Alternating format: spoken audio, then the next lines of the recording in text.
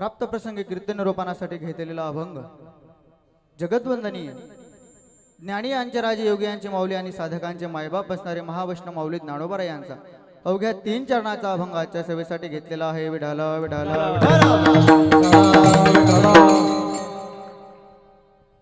कार्यक्रमाला सुरुवात करण्याअगोदर थोडा जो परिहार द्यायचा तो असा, श्रीमंत संत माऊली ज्ञानोबा या अभंगातून वर्णन करतात। ऐका ना, माऊली ज्ञानोबा या अभंगातून वर्णन करतात की राम आणि कृष्ण हे दोघी नाम साजिरे आहेत। कसे आहेत? दोघी नाम साजिरे आहेत। मग हेच दोघी नाम साजिरे का? हिंदू धर्मामध्ये अनेक देवी देवता आहेत, परंतु हेच दोघी नाम साजिरे का? कारण पूर्ण अवतार राम कृष्ण पूर्ण अवतार राम कृष्ण। कारण राम आणि कृष्ण हे दोघी अवतार परिपूर्ण अवतार आहेत। ऐका ना, शास्त्रामध्ये एकूण 26 प्रकारचे अवतार सांगितले जातात, त्याच्यामधून 10 अवतार मुख्य आहेत आणि त्यांच्यामधूनही वारकरी संप्रदाय 6 अवतारांना प्राधान्य देतो। कुठले कुठले? अंश, अंशांश, कला, आवेश, पूर्ण आणि परिपूर्णतम। तो जो शेवटचा परिपूर्णतम अवतार आहे तो फक्त राम आणि कृष्णाचा आहे, म्हणून राम कृष्ण नाम हे दोन्ही येत आहे ना लक्षात? अगदी सोप्या पद्धतीने कीर्तन आहे, परंतु लक्ष द्या तुम्ही। मग महाराज आला आमच्या लक्षात, राम आणि कृष्ण हे दोघी नाम साजिरे आहेत। नेमकं या नामांचं आणखी महत्व सांगा महाराज। ऐका ना, राम नाम एका निर्जीव दगडावरती राम नाम लिहिलं तरी तो दगड काय? निर्जीव दगडावरती राम नाम लिहिलं तरी तो दगड धरला। आपण तर सजीव आहोत, आपण तर, कारण राम नाम हे तारणहार नाम आहे। नाम तुम्हारा तारणहारा,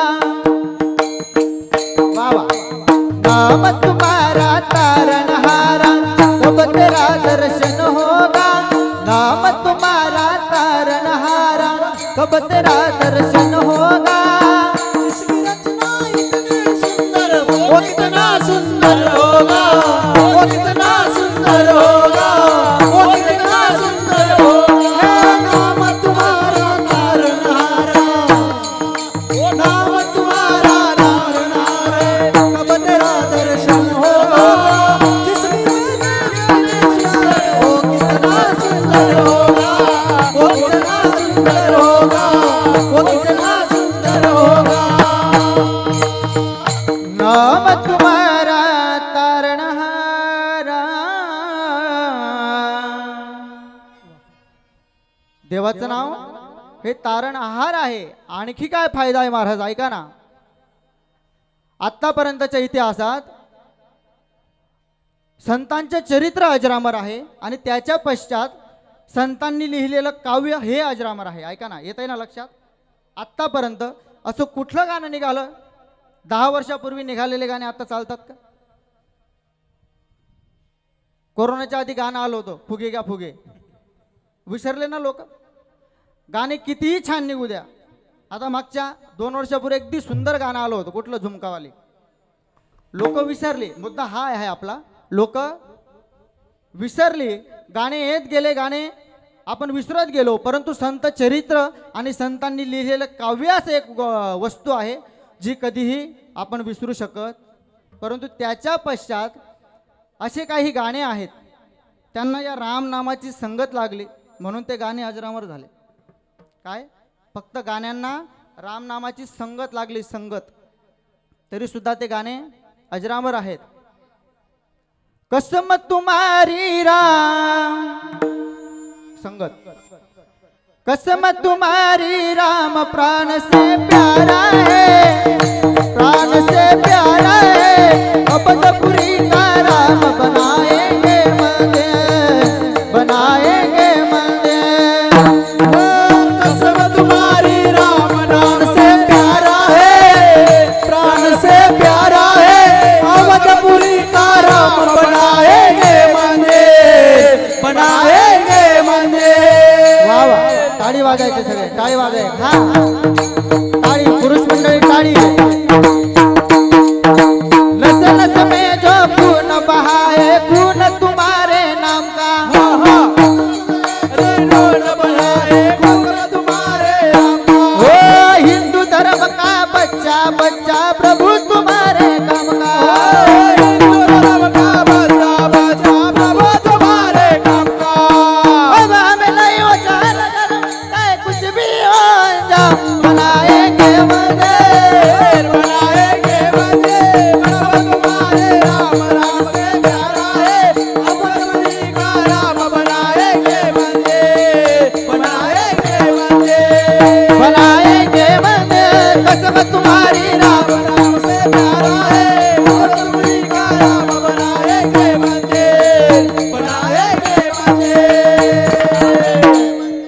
या हिंदुस्थानातील प्रत्येक हिंदूला अपेक्षा होती, ऐका ना, प्रत्येक तरुणाला, प्रत्येक माता माऊलीला अपेक्षा होती की राम मंदिर व्हायला हवं.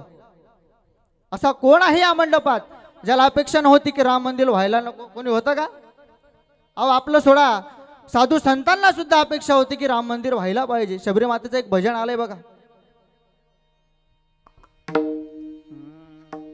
राम आएंगे तो अंगना सजाओगे. काय प्रेम असेल महाराज. हा, राम आएंगे तो अंगना सजाओगे, दीप जला के मैं दिवाली मनाऊंगी, मेरे जन्मों के सारे पाप मिट जाएंगे. राम आएंगे, मेरे जन्मों के सारे पाप मिट जाएंगे. राम आएंगे, ओ राम आएंगे, आएंगे राम आएंगे. बाबा राम आएंगे, आएंगे राम आएंगे, मेरे झोपड़ी के तारे खुल जाएंगे.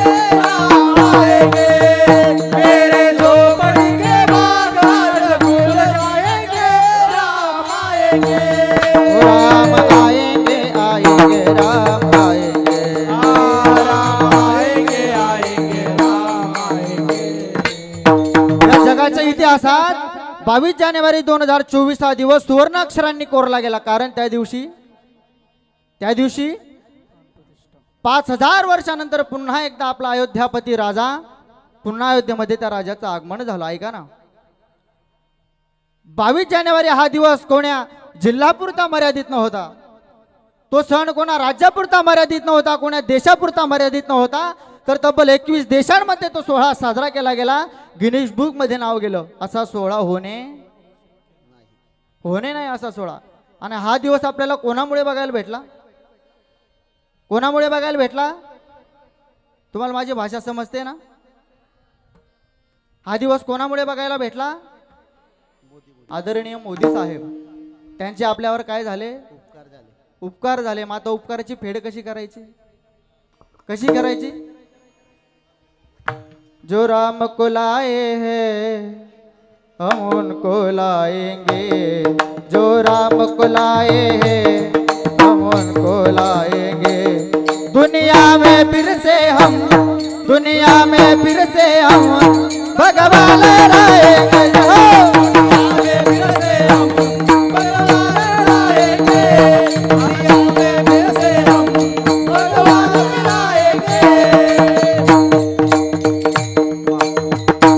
अगदी एका माणसाने सगळं सनातन धर्म पुढे नेऊन टाकला.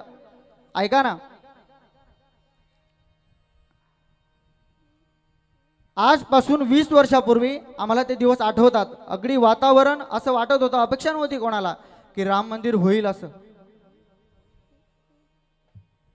परंतु जो काही काल पडला, ऐका ना, विशेष म्हणजे सत्ता असताना या गोष्टी करून दाखवणं विशेष नाही. ऐका काय काका, सत्ता असताना या गोष्टी घडवणं विशेष नाही आहे, परंतु सत्ता नसताना या गोष्टींचा संकल्प करणं विशेष आहे. येते ना तुमच्या लक्षात? सत्ता नसताना त्या मनुष्याने संकल्प केला की राम मंदिर एक दिवस पूर्ण झाल्याशिवाय राहणार ना. आज काय वातावरण आहे महाराज. हा, हर घर में अब एक ही नाम, हर घर में अब एक ही नाम, एक ही नारा गूंजेगा.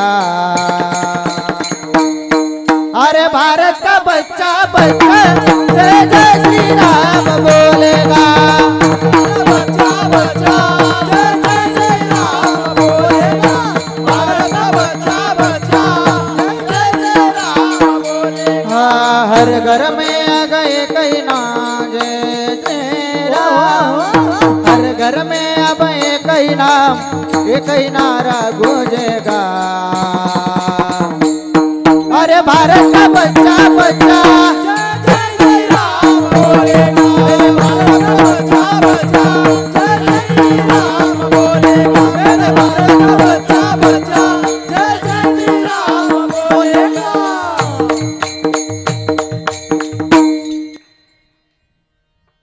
हमको कीर्ति न वैभव न यश चाहिए, राम के नाम का मुझको रस चाहिए, सुख मिले ऐसे अमृत को पीने में, सुख मिले ऐसे अमृत को पीने में।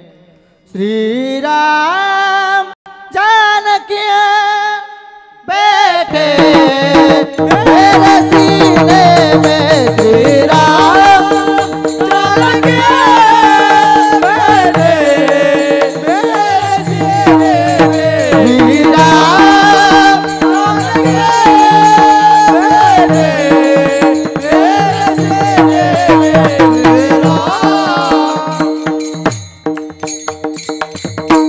जगाच्या पाठीवर असा एकमेव राजा होऊन गेला, एक वचने एक बाणी एक पत्नी. ऐका महिला मंडळीकडे लक्ष द्या.